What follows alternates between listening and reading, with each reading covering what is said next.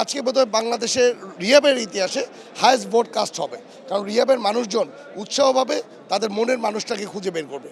আর যিনি আসবেন, যিনি যিনি আজকে দায়িত্ব নেবেন, আমরা সবাই জানি উনি রিহাবের জন্য কাজ করবে, আমাদের এই সেক্টরের জন্য কাজ করবে। যে আসুক আমাদের রিয়েল এস্টেটটা যেন সুন্দর করে, ভালো করে, এই আশাই প্রত্যাশা করি। ডেমোক্রেসি ভাবে যাতে আসে ইনশাল্লাহভাবে কাজ করা হচ্ছে।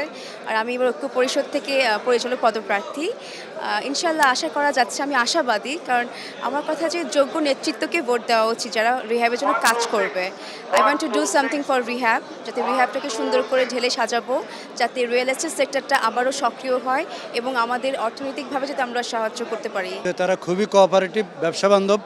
তাদেরকে আমরা ইনশাল্লাহ বোঝাতে সক্ষম হব যে আমাদের এই সেক্টরের প্রায়োরিটি বেসিস সমস্যাগুলোকে সমাধান করতে হবে। আমূল পরিবর্তন হবে এবং রিহ্যাবকে এক অনন্য উচ্চতায় নেওয়ার ব্যাপারে আমাদের সর্বাত্মক চেষ্টা, আমরা সর্বশক্তটুকু চেষ্টা আমরা করে যাব ইনশাআল্লাহ। রিহ্যাব একটি সুন্দর সংগঠন হবে, অনন্য উচ্চতায় রিহ্যাব চলে যাবে। রিয়েল এস্টেট কিন্তু অর্থনীতির একটা পালস, ইকোনমিক্যাল একটা পালস।